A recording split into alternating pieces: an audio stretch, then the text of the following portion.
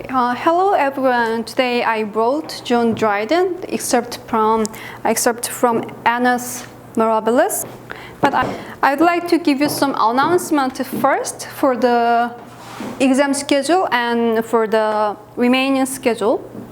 So June 12th, which is Friday, that's our last day of class, and June 11th, which is next Wednesday, on that day there will be a supplementary class, and I'm gonna review the text that we've read so far for final. And the last one is June 24th, the week after next week on Wednesday. That's the date of final exam. So keep this date in your mind, and let's start John Dryden. I would like to briefly go over John Dryden's biographical information. As you see over there, you see his picture. And Dryden was educated at Westminster School and Trinity College, Cambridge. It means that he had a privileged education, Cambridge, even in his time. And during the rest of his life, Dryden was to remain entirely loyal to Charles II and to his successor, James II. It means that John Dryden served the kings, the royalists, who support the kingship or queenship, the monarchy. So, shall we briefly review the timeline of the monarchy, the king and queen? So, we have studied Henry VIII first, with Thomas More, and Elizabeth I with Edmund Spencer, Christopher Marlowe, and Sir Walter Raleigh, and Thomas Harriot. For James I, we read John Donne and Francis Bacon. There's one exception that is not the case of the monarchy, which is this one, Oliver Cromwell. So Henry VIII, Elizabeth I, James I, those are the figures of king and queen. But Oliver Cromwell, he was the English statesman. Do you remember the English Civil War during Thomas Hobbes's period? So that was the battle between the royalists and the people who on the side of Parliament. So Oliver Cromwell has made the war, and he seized the power. So that way, even though he was not the king, he seized the power during less than 10 years. And during that short period, it's not monarchy, but the political system is the Commonwealth, which is the titles of Thomas Hobbes.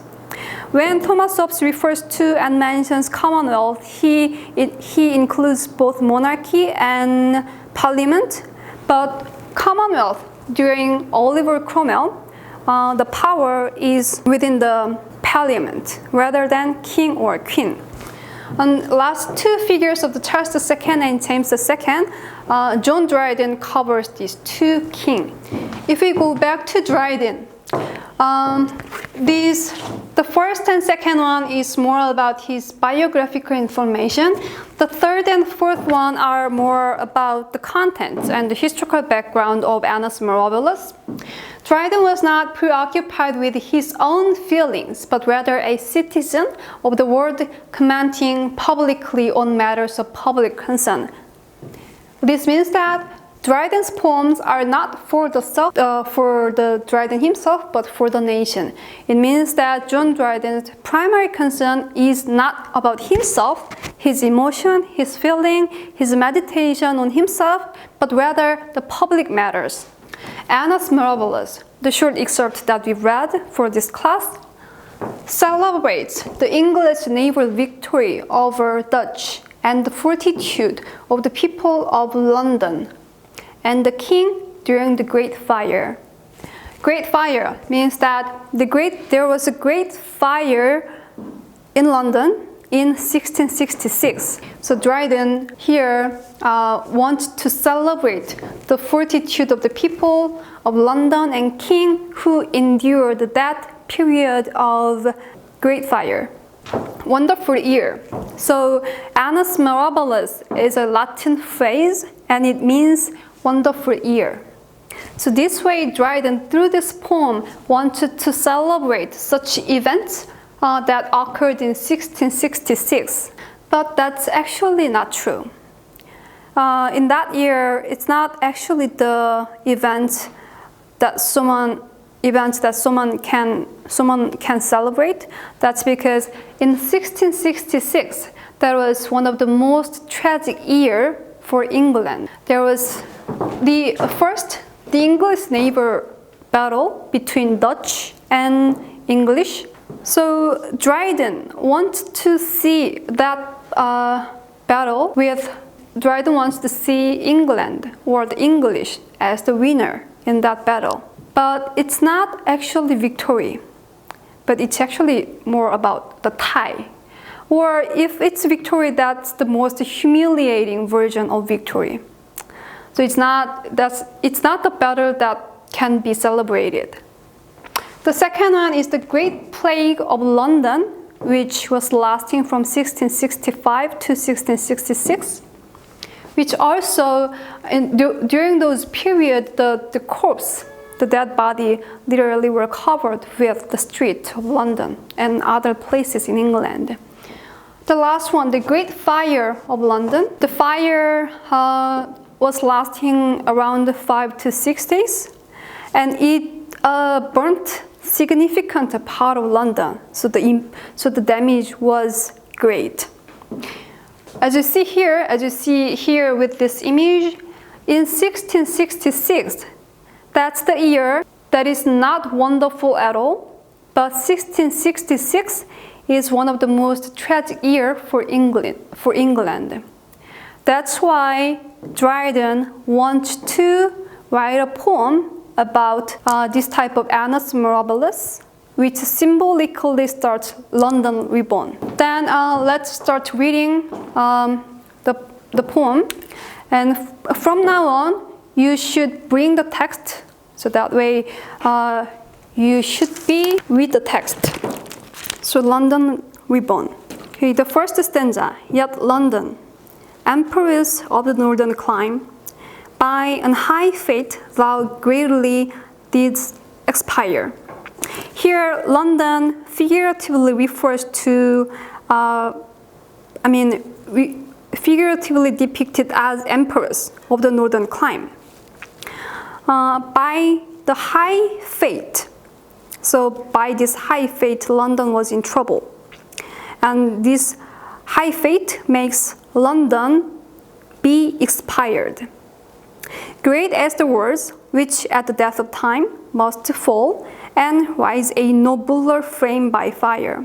So London was great for the world, but at the death of its time, London must fall. But more importantly, it will rise. Second stanza. Second and third stanza are depictions about Oliver Cromwell and what he has done. As when some dire usurper, means Oliver Cromwell, heaven provides to scourge his country with lawless sway. So it's illegal.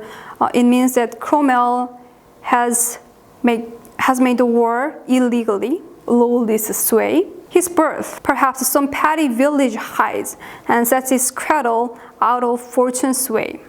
Till fully ripe his swelling fate breaks out and hurries him to mighty mischief on.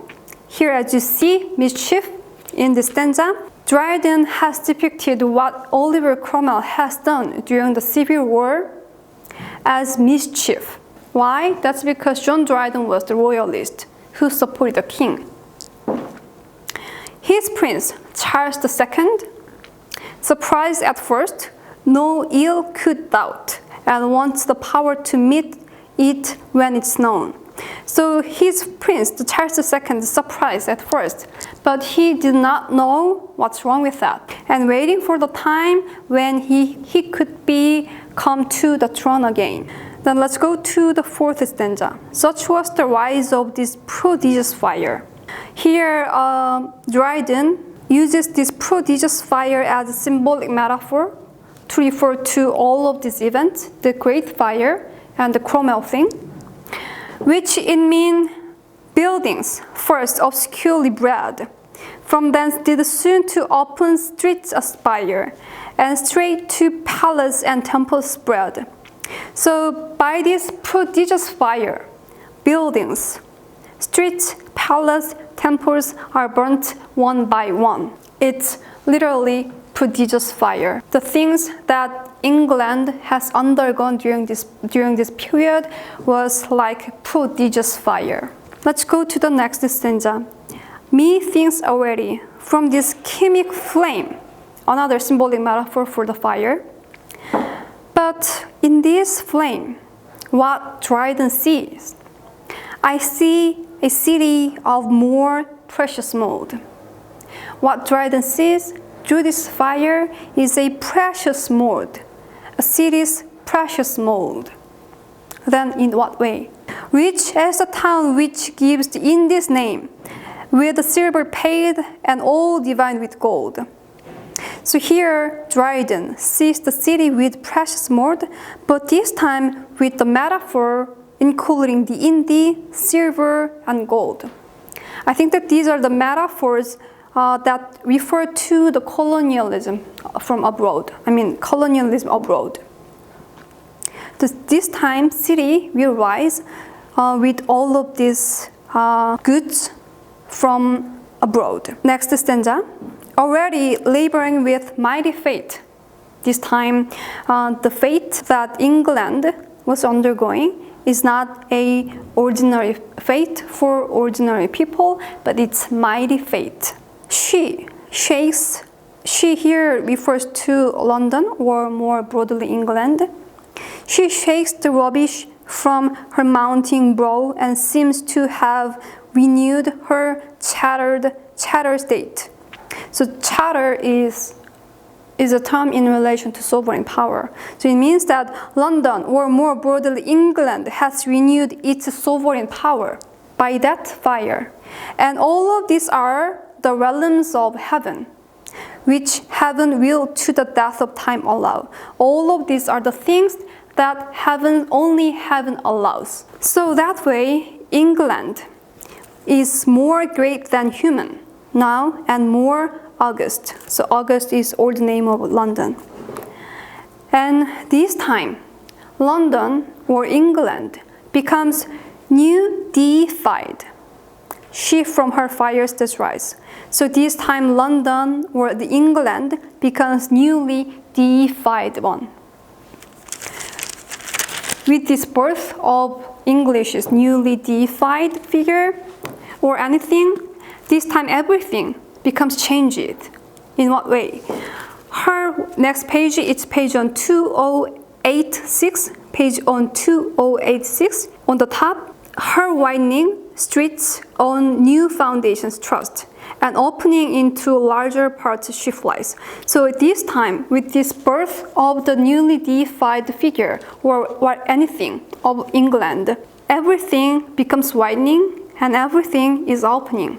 I think that these expressions also related to the colonial project, because through the project, England widens its spectrum, its scope to the world, not only just England. And that way, to discover more colonies, it needs to open new path, the path that hasn't yet been discovered. The next, I'm gonna skip the next stanza. Then let's move on to the stanza or the line 1185. Line 1185. Now, like a maiden queen, she will behold from her high turret is like castle, hourly suitors come. The east with incense and the west with gold will stand like suppliants to receive her doom. So what does this mean? So maiden queen is the symbolic metaphor of English sovereign power. And for this maiden queen, two suitors are coming from east with the incense.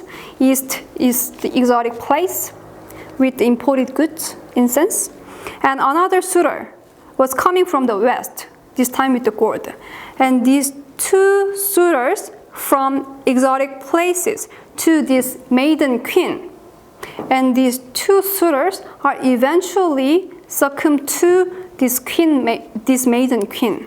It means that these colonies in East and colonies in West are succumbed to the power of England.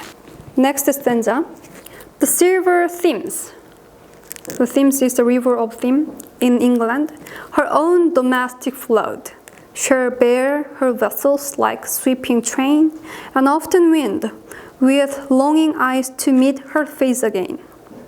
The next stanza. So the silver Thames is the river of England. But the next stanza, there are the rivers not in England. The wealthy Tagus, the wealthier Rhine, the glory of their towns no more shall boast, and sin that would with Belgian rivers join shall find her lustre stained and traffic lost. So Tagus, Rhine, and Seine, these are the names of rivers in other Europe, in other parts of Europe. For Tagus, it refers to Spain and Portugal.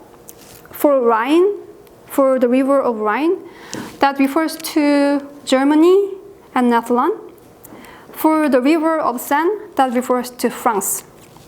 But in this stanza, what Dryden depicts is that all of these strong states, all of these other strong forces of Spain, Portugal, Netherlands, Germany, and France shall no more boast its power. Rather, their glow, they lose their glow soon, the lustre stained. And I'm gonna skip the next stanza. And let's look at the line 1201. So why Spain, Portugal, Germany, Netherlands, France shall no more boast its power? That's because of English powerful navy. On line 1201, our powerful navy shall no longer meet its enemy, the Wales of France or Holland, to invade. Because of the invincible power of English navy, the France and Holland cannot invade England. And the beauty of this town without a fleet from all the world shall vindicate her trade. Here the trade refers to the Britain's economic system, international trade. The next stanza, I'm going to skip the next stanza and then let's look at the second to last stanza. Already we have conquered half the world. So it means that England has already conquered half part of the world. And that way, less dangerous part is left behind. Because England has already conquered half the world, then that way they will have less enemies. They will have less danger. Our trouble now is but to make them bear, and not so great to vanquish as to find. So it means that for now, the main thing is that to make them feel fear, the fear for us, for England. The last stanza, thus to the eastern, while through storms we go. But now the Cape, here the Cape refers to the Cape of Good Hope in South Africa. English is another destination for the colonial project. So let's go through the storms we go. But now the Cape once doubled, fear no more. A constant trade wind will securely blow and gently lay us on the spice shore. So this is the last part of the poem, and it means that, so there's our destination, which is the Cape of Good Hope in South Africa. When you sail to that destination, you shall feel no fear. Fear no more here. This means that on the one hand, John Dryden encourages the sailing, this colonial path to the Cape of Good Hope. On the one hand, Dryden encourages that project, but on the other hand, Cape of Good Hope is very notorious for the dangerous risk. It's not safe, but it's very dangerous to sail to this destination. So Fear No More is also encouragement, is not only the Dryden's own encouragement of the colonial project to go further, but it also reflects the anxiety under that danger. And Dryden's message is that this is how Dryden encourages. Fear no more. That's because a constant trade wind will securely blow. The trade wind blows securely rather than dangerously. So that way, that trade wind will lead you to be there safely. So fear no more for your colonial discovery. So this is how Dryden ends the poem. The thing that I want to say as the last remark is that, by reading the text from Thomas Harriot, his report on Virginia, and Bacon, John Donne, and Thomas Hobbes, and the last one, John Dryden's Annus Mirabilis, I have wanted to make a thread in terms of colonialism. Of course, there are many ways to understand those texts with other contexts, with other topics, but here so far, I have tried to attempt to build up a picture within the colonialism. So in preparation for your final exam, I also want you to make your own thread with this text within the issue of colonialism. Thank you for today's class, and then we will see you again in the old version of video, the home video. Thank you.